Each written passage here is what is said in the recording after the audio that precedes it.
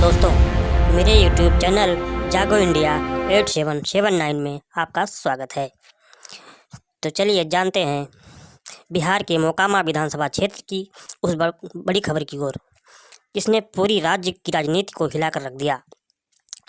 मोकामा में चुनावी गर्मी के बीच बड़ा हत्याकांड, जेडीयू उम्मीदवार अनंत सिंह गिरफ्तार, दुलारचंद यादव की हत्या से चुनावी माहौल गरमाया। दोस्तों, बिहार की राजनीति हमेशा सुर्खियों में रहती है, लेकिन इस बार मामला सिर्फ राजनीति का नहीं बल्कि कानून व्यवस्था और जनता के विश्वास का भी है। मोकामा, जो पहले से ही अपराध और राजनीति के संगम के लिए माना जाता है, एक बार फिर चर्चा के केंद्र में है। यह मामला शुरू हुआ जन स्वराज पार्टी कार्यकर्ता दुलारचंद यादव की हत्या से, और धीरे धीरे यह घटना बिहार चुनाव 2025 के लिए सबसे बड़ी राजनीतिक सुर्खी बन गई है। दिन था 30 अक्टूबर 2025। जगह मोकामा, पटना जिले के पास का इलाका।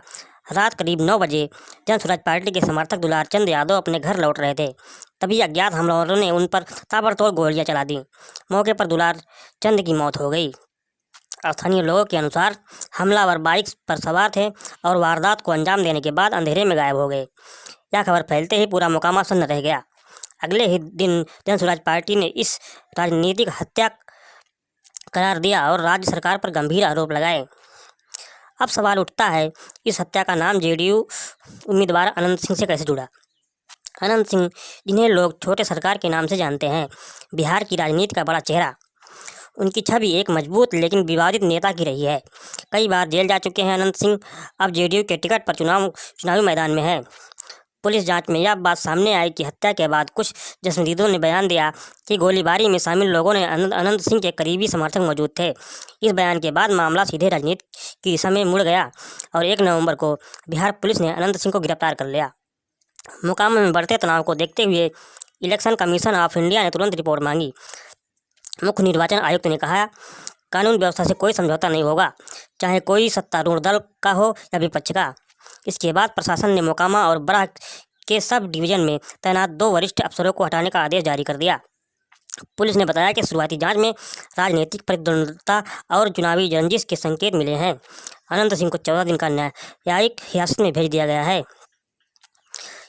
इस पूरे घटनाक्रम के बाद मोकामा का माहौल पूरी तरह बदल गया है। गांव-गांव में चर्चा है, क्या फिर से मोकामा हिंसा की चपेट में आ जाएगा? मतदाताओं के बीच डर और सुरक्षा की भावना साफ दिख रही है। लोग खुलेआम कह रहे हैं, हम चाहते हैं शांति, लेकिन नेताओं की लड़ाई से जनता डर रही है। इलेक्शन कमीशन ने पूरे क्षेत्र में 24/7 निगरानी के लिए विशेष फोर्स की तैनाती की है। ड्रोन सर्विलांस और सीसीटीवी की मदद से हर बूथ की निगरानी हो रही है। जेडीयू ने अपने बयान में कहा है, अनंत सिंह निर्दोष हैं, विपक्ष साजिश कर रहा है ताकि हमारी छवि खराब हो। वहीं जन स्वराज पार्टी के संस्थापक प्रशांत किशोर ने इसे सीधा हमला बताया। उनका कहना था, यह हत्या लोकतंत्र पर हमला है। अगर ऐसे अपराधियों को टिकट दिया जाएगा तो जनता का भरोसा कैसे बनेगा? राजद और कांग्रेस ने भी इस घटना पर जेडीयू और एनडीए सरकार पर निशाना साधा। राजद के एक प्रवक्ता ने कहा, मोकामा की घटना दिखाती है कि बिहार में अपराधी राजनीति को चला रहे हैं और प्रशासन मूर्ख दर्शक बना हुआ है। दोस्तों, यह कोई पहली बार नहीं है कि मोकामा में इस तरह की सुर्खियों में आया हो। यह इलाका लंबे समय से बाहुबली नेताओं की राजनीति का केंद्र रहा है। 90 के दशक से लेकर आज तक यहाँ की राजनीति हमेशा ताकत, भय और प्रभाव के इर्द गिर्द घूमती रही है। अनंत सिंह खुद के कई मामलों में जेल जा चुके हैं, फिर भी जनता के बीच उनकी लोकप्रियता कम नहीं हुई। मोकामा में जनता 2 धाराओं में बटी हुई है। एक वो जो कहते हैं कि अनंत सिंह हमारे रक्षक हैं, और दूसरी कहते हैं कि बिहार को अब विकास चाहिए, डर नहीं। हमने मोकामा के कुछ लोगों से बात की। एक किसान ने कहा, हम डर में जी रहे हैं, चुनाव में हिंसा का डर हमेशा रहता है, हम बस चाहते हैं कि हमारे बच्चे सुरक्षित रहें। वहीं एक युवक ने कहा, यहाँ विकास का नाम नहीं, सिर्फ राजनीति और अपराध की बात होती है। कई महिलाओं ने भी कहा कि रात में घर से बाहर निकलना मुश्किल हो गया है, खासकर इस घटना के बाद। मुख्यमंत्री नीतीश कुमार ने कहा है कि कानून अपना काम करेगा। उन्होंने यह भी जोड़ा कि किसी को बख्शा नहीं जाएगा, चाहे वह किसी भी पार्टी का हो। राज्य सरकार ने मामले की जांच के लिए विशेष एसआईटी स्पेशल इन्वेस्टिगेशन टीम गठित की है। एसआईटी को 10 दिन के भीतर रिपोर्ट सौंपने का आदेश दिया गया है। इस खबर के बाद सोशल मीडिया पर बवाल मच गया। लोग 2 भागों में बंट गए हैं। एक पक्ष कह रहा है राजनीति षड्यंत्र है, तो दूसरा कह रहा है यहाँ चुनावी गुंडागर्दी का सबूत है। यूट्यूब और फेसबुक पर मोकामा की वीडियो लाइव कवरेज और बहसें ट्रेंड कर रही हैं। विशेषज्ञों का मानना है कि इस घटना का सीधा असर मोकामा विधानसभा सीट पर पड़ेगा।